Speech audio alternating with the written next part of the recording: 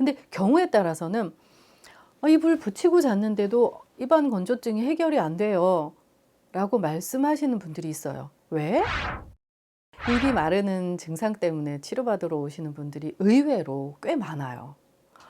얼마나 정말 심각할 정도로 많으냐 하면 입만 마르는 게 아니라 혀도 굉장히 마르는 거예요.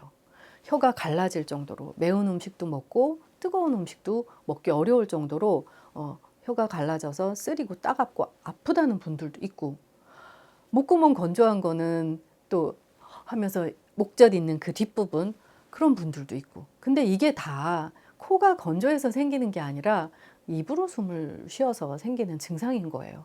근데 말씀드리지만 밤에 자면서 입 벌리고 자면 이게 입안이 건조해질 수밖에 없잖아요.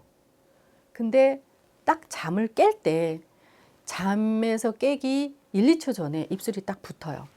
자기가 눈을 뜰 때는 입이 다물어져 있는 거예요. 그러니까 자기가 입 벌리고 잔 거에 대한 감각이 전혀 없어요.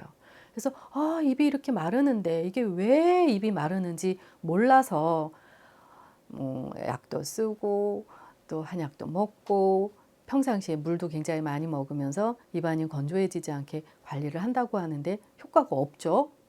입술만 딱 붙이면 되는데, 밤에 입만 다물고 자면 되는데, 근데 밤에는 입을 다물고 잘 수가 없잖아요. 그러니까 입술이 벌어지지 않게 코스모 테이프 붙이라고 말씀을 드리는데, 이걸 붙이고 자면 입안 건조한 증상이 뭐 하루 이틀 만에 금방 없어졌다 하시는 분들도 굉장히 많으니까, 내가 입 벌리고 자는지 몰랐다 이렇게 말씀하시는 분들이 많으니까. 근데 경우에 따라서는 입을 붙이고 잤는데도 입안 건조증이 해결이 안 돼요 라고 말씀하시는 분들이 있어요. 왜?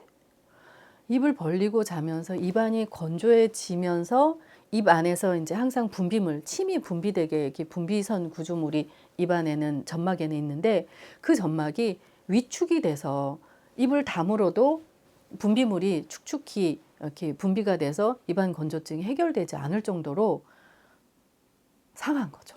입을 너무나 오랫동안 벌리고 밤에 잠을 자서. 그런 경우에도 충분히 입을 붙이고 지내시길 권하고요. 입안 건조증은 코가 건조해서 생기는 게 아니라 입으로 숨을 쉬어서 생기는 거죠.